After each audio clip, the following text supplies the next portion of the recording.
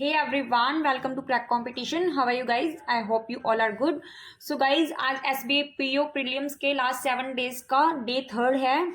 So guys, मैंने practice mock का 10 number mock test लगाया था and today I got 57.25 marks out of 100. This is the rank guys.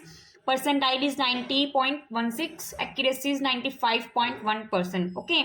So guys, मैंने जो पोल conduct करवाया था उसमें आप लोगों का ओपिनियन आरसी पे ही था एंड डेफिनेटली बहुत अच्छा टॉपिक है जो अपनों को प्रीलियम्स में इजीली जितने भी क्वेश्चंस का वो है, अगर वो 7 का है, 8 का है, इवन कभी कभार 10 का भी मिल जाता है तो वो कंप्लीट भी दिला सकता है. ओके. सो ओके, देखते हैं. Okay, so let's get started guys. सो मैं आज वीडियो बनाने वाली हूँ आरसी पे कि कैसे मैं आरसी को सॉल्व करती हूँ और कैसे मेरे मार्क्स अब आने लगे हैं पहले से. ओके. सो ये इंग्लिश पार्ट है गाइज, आप लोग देख लो. SBI PO 2022 prelims 10 mock test practice mock का है. ओके. सो ये 24 से अपना पैसेज था गाइज. और मैंने ओनली 1 क्वेश्चन स्किप किया है, बाकी मेरे यू कैन सी कंप्लीट मेरे सही हैं. ओके. सो गाइज ये था, काफ़ी लेंदी था. सो मैं आपको दिखाती हूँ. Okay. Para first, second, third, fourth and fifth. Okay. ये काफ़ी बड़ा था बट बात ये थी गाइज, करना बहुत इजी था बिकॉज एक्चुअली प्रीलियम्स है. सो ये एग्जामिनर भी बहुत सोच समझ के ही देगा कि बहुत कम टाइम में एक एस्पेरेंट इसको कंप्लीट कर दे. वो कैसे कि इतना तो अपने माइंड में आना ही चाहिए, अपने ग्रेजुएटेड हैं. सो फर्स्ट पैरा से उसने एक क्वेश्चन दिया होगा, सेकंड से नेक्स्ट क्वेश्चन दिया होगा, थर्ड से फिर नेक्स्ट, फोर्थ से फिर नेक्स्ट, फिफ्थ से फिर नेक्स्ट. सो माइंड में यही होना चाहिए कि किसी भी में भी हो सकता है किसी भी पैरा से वो 2 क्वेश्चन दे दे, बट ऐसा नहीं होगा कि वो किसी भी पैरा से कोई क्वेश्चन ही ना दे. ओके. सो करने का तरीका वही है गाइज. देखो आप देखो यहाँ पे मैंने इसको फर्स्ट वाले को 363 सेकंड्स दिए हैं. कैसे दिए हैं, मैं कंप्लीट को स्किम करती हूँ. और मेरी इंग्लिश देखो इतनी ज़्यादा भी अच्छी नहीं है कि मैं बहुत इजीली बहुत जल्दी फास्ट कर लूँगी, बट मुझे मीनिंग समझना है तो मुझे एक बार अच्छे से करना होगा क्योंकि क्वेश्चंस भी देखो कम नहीं थे. 7 क्वेश्चंस थे टोटल. ठीक है, मैंने ओनली 1 स्किप किया है, बाकी मेरे 6 के 6 करेक्ट हैं. तो माइंड में यही चलना चाहिए जितने भी करें एटलीस्ट वो सही हो. सो उसके लिए स्कीमिंग बहुत बड़ा रोल प्ले करता है. सो मैंने क्या किया, मैं अभी आपको स्कीमिंग करना नहीं बताऊंगी क्योंकि वो आप ऑलरेडी करोगे, अदरवाइज वीडियो बहुत लंबी हो जाएगी. ओके. सो मुझे सिर्फ ये बताना है कि मैं क्वेश्चंस को कैसे सॉल्व करती हूँ. सो मैंने जैसे अपना स्कीमिंग कर ली कंप्लीट. सो मैं फर्स्ट क्वेश्चन पे गई. फर्स्ट क्वेश्चन में मुझे ये सब कुछ भी नहीं रीड करना है, मुझे डायरेक्ट दिख रहा है ट्रेस फॉसिल्स. ठीक है, ये मुझे कीवर्ड्स नोट कर लेने, नोट भी नहीं करने, अपने माइंड में नोट करने हैं. Trace fossils. अब फर्स्ट पैरा में ही ऑब्वियसली मुझे मिल जाएगा, तो मैंने रीड तो कर ही लिया है ना, तो मुझे आइडिया तो होगा ही वो कहाँ है. और वैसे भी ये तो डायरेक्ट दिख ही रहा है अपनों को. ओके. सो ट्रेस फॉसिल्स यहाँ पे है, तो इसके रिगार्डिंग क्वेश्चन है. सो रीड मैंने कर ही लिया था, फिर मैं ऑप्शंस को रीड करूंगी. तो अब देखो, आंसर है fossil that lack plants and animal parts but show their activities. So ये देखो, wait,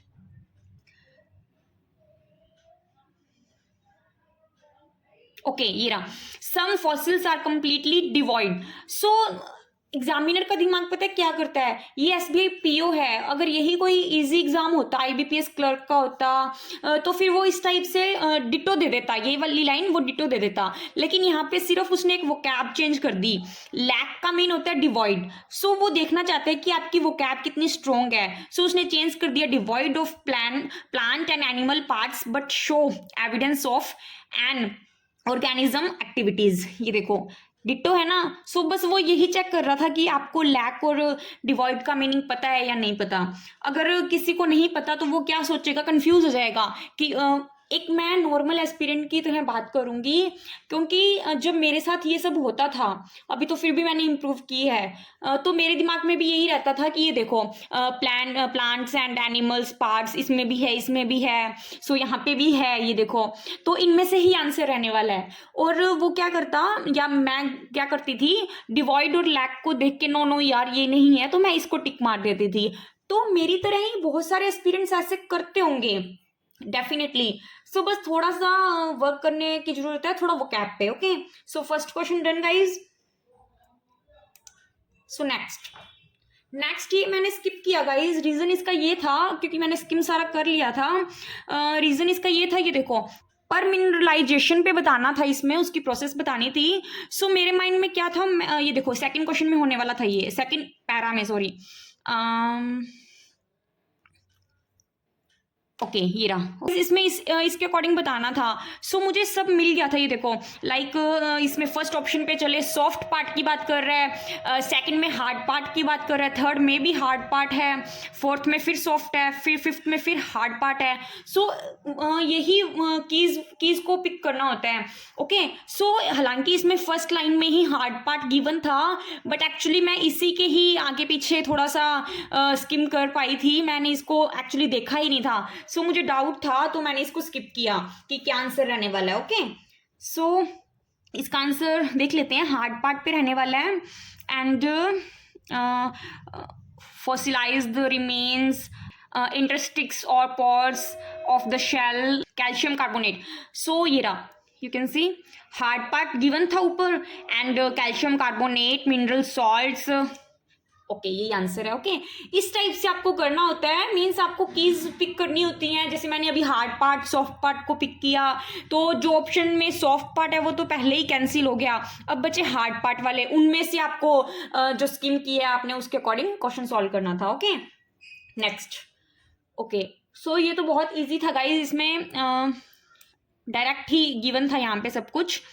you can see land remains are more easily destroyed, second part, and third भी यहाँ पे given है same to same. Okay so first इसमें कहीं पे भी given नहीं था, सो सेकंड और थर्ड होना था गाइज। ये डायरेक्ट सिंपल इजी क्वेश्चन था। ओके फ्री का 1 मार्क। नेक्स्ट है ग्रैंड कैन्यन इन नॉर्दर्न अरिजोन, इस पे है। तो नेक्स्ट पैरा पे चलते हैं। ये देखो ऊपर ही गिवन है, क्योंकि प्रीलिम्स का एग्जाम है गाइस, तो वो इतना टफ नहीं बनाएगा कि आपसे कुछ बने ही ना। ओके सो ये चीज़ गिवन थी गाइज, अब इसमें देखना था अपनों को। सो डायरेक्ट दिख रहा है गाइज, ये जब अपनों ने स्किम किया होगा तो कुछ एक दो तो वैसे ही कैंसिल हो जाते हैं, टोन से कह लो या कैसे भी कह लो। अब बचा ये देखो, that each layer in such a sequence contains fossils that are distinct. So same line given है गाइज, सो यही आंसर रहने वाला था।